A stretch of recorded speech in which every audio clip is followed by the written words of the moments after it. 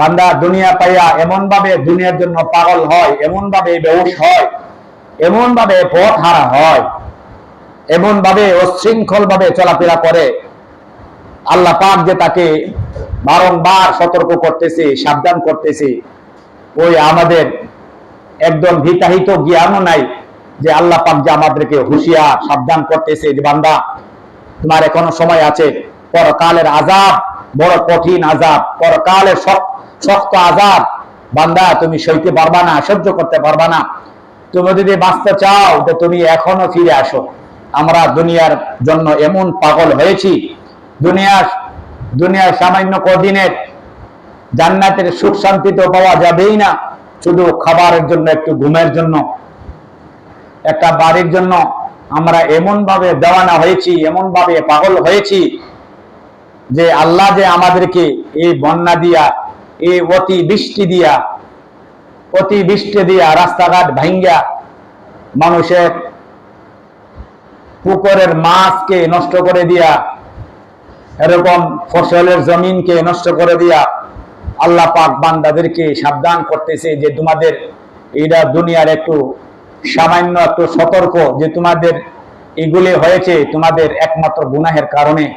তোমাদের একমাত্র গুনাহের কারণে যদি তুমি এই গুনাহ থেকে যদি তুমি ফিরে না আসো, তোমার ভবিষ্যৎ আরো খারাপ হবে, তোমার ভবিষ্যতে আরো অমঙ্গল হবে, আরো অকল্যাণ হবে, আরো অসুখ হবে। আল্লাহ পাক রব্বুল আলামিন আমাদেরকে বিভিন্ন ভাবে সাবধান ও সতর্ক করতেছে। আমরা সাবধান হই না, সতর্ক হই না, তার কারণ হলো আমরা দুনিয়ার জন্য এমন পাগল হয়েছি, এমন বেহুশ হয়েছি, আমাদের আর এত ডাকাডাকি করার পরেও, এত সাবধান হওয়ার পরও, সাবধান করার পরও আমাদের কি আসে না? হুঁশ আসে না। আল্লাহ বলেন ফাহলাকনাহুম বিযুনুবিহিম, দুনিয়াতে আমি আল্লাহ যত জাতিকে, যত কওমকে আমি আল্লাহ ধ্বংস করেছি। কওমে আদ, কওমে সামুদ, কওমে লূত, কওমে নূহ, কওমে ইব্রাহিম। আল্লাহ রাব্বুল আলামিন বলেন আমি যত কওম আর যত জাতিকে অতীতে আমি ধ্বংস করেছি একমাত্র ফাহলাকনাহুম বিযুনুবিহিম। আরেক জায়গায় লেখে ফাখাযনাহুম বিযুনুবিহিম, যে এক জায়গায় বলে আমি আল্লাহ তাদেরকে ধ্বংস করেছি তাদের গুনাহের কারণে।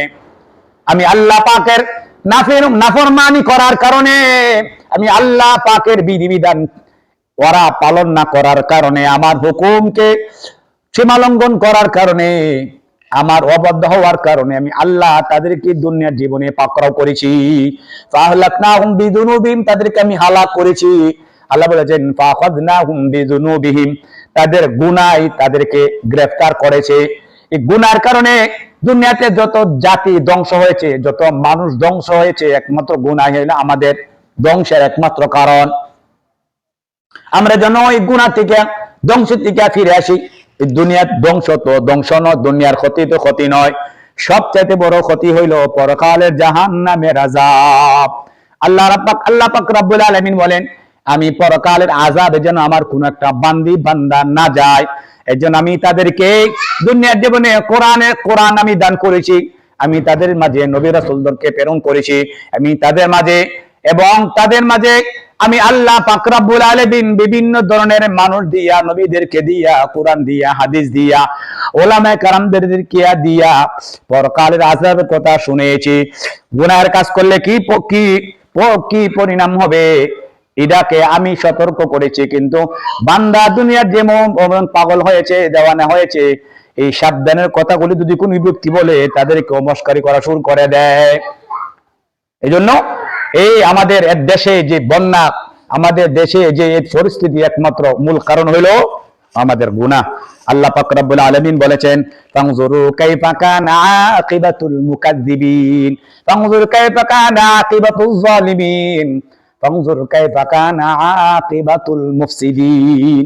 যারা ফাসাদকারী, যারা গুনাহগার, যারা জালেম, যারা কাযযাব, যারা আল্লাহকে মিথ্যা স্থাপন করেছে, যারা নবীদেরকে মিথ্যুক বলেছে, যারা এরকম কোরআনকে মিথ্যুক বলেছে, যারা ইসলামকে মিথ্যুক বলেছে, এরকম ভাবে তাদের এই সমস্ত গুনাহের কারণে আল্লাহ পাক রব্বুল আলামিন অতীতে বহু জাতিকে আল্লাহ পাক ধ্বংস করেছে। কিন্তু মুহাম্মদুর রাসূলুল্লাহ সাল্লাল্লাহু আলাইহি ওয়াসাল্লাম হলেন রাহমাতাল লিল আলামিন, দয়ার আধার, যে নবী সাল্লাল্লাহু আলাইহি ওয়াসাল্লামের খাতিরে নবী সাল্লাল্লাহু আলাইহি ওয়াসাল্লাম উম্মতের জন্য আল্লাহর কাছে দোয়া করেছিলেন যে আল্লাহ আমাদেরকে, আমার উম্মতকে আল্লাহ আপনার আযাব গজবের দ্বারা, যেমনভাবে অতীতে বহু জাতিকে আপনি আযাবের দ্বারা গজবের দ্বারা ধ্বংস করেছেন, এরকম ভাবে বৃষ্টির দ্বারা ধ্বংস করেছেন, বাতাসের দ্বারা ধ্বংস করেছেন, এবং ভাবে আমার উম্মতকে আল্লাহ আপনি একভাবে একদম একবারে গজবের দ্বারা আপনি ধ্বংস করিয়েন না। আল্লাহ পাক রব্বুল আলামিন নবী সাল্লাল্লাহু আলাইহি সাল্লামের এই দোয়াকে কবুল করেছেন।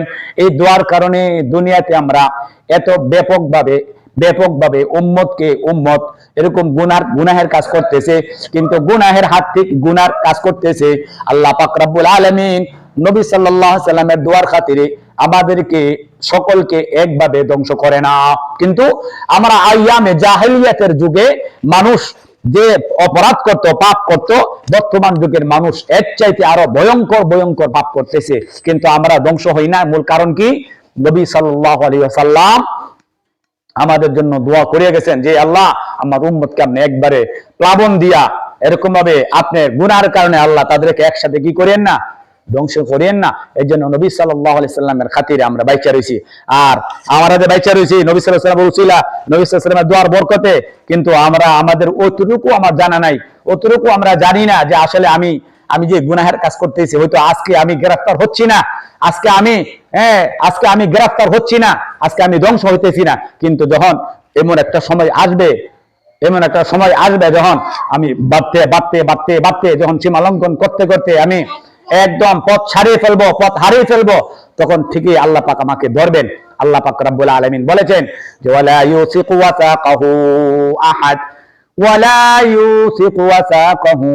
আহাদ, আল্লাহ বলেন আমার ধরা এমন এক ধরা, আল্লাহ পাক বলেন আমি যখন ধরি, শক্তভাবে ধরি, আমার ধরা থেকে যখন আমি ধরি, তখন কেউ এই ধরা থেকে কেউ বাঁচতে পারে না।